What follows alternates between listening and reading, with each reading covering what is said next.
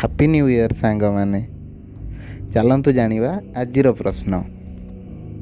ତିନିଟି ରାକ୍ଷସ ଏବଂ ତିନିଟି ଗୁଣିଆ ବାଟରେ ଯାଉଥିଲେ।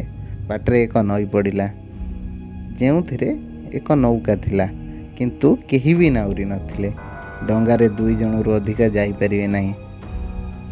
ଯଦି କୌଣସି ପ୍ରକାର ଗୁଣିଆମାନଙ୍କ ଠାରୁ ରାକ୍ଷସଙ୍କ ସଂଖ୍ୟା ଅଧିକ ହେଉଛି, ତ ରାକ୍ଷସ ଗୁଣିଆମାନଙ୍କୁ ଖାଇଦେବେ। ତେବେ କୁହନ୍ତୁ କେମିତି ସବୁ ରାକ୍ଷସ ଏବଂ ଗୁଣିଆ ପାର ହେବେ? ପ୍ରଶ୍ନଟି ଆଉଥରେ କହିଦେଉଛି। ତିନିଟି ରାକ୍ଷସ ଏବଂ ତିନିଟି ଗୁଣିଆ ଯାଉଥିଲେ। ବାଟରେ ଏକ ନଈ ପଡ଼ିଲା, ଯେଉଁଥିରେ ଏକ ନୌକା ଥିଲା, କିନ୍ତୁ କେହି ବି ନାଉରି ନଥିଲେ। ଡଙ୍ଗାରେ 2 ଜଣରୁ ଅଧିକ ଯାଇପାରିବେ ନାହିଁ ଏକା ସାଥିରେ।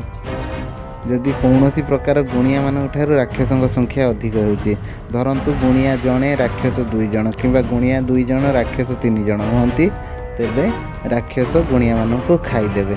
ତେବେ କୁହନ୍ତୁ କେମିତି ସବୁ ରାକ୍ଷସ ଏବଂ ଗୁଣିଆ ଆରପାରିକୁ ପାର ହେବେ?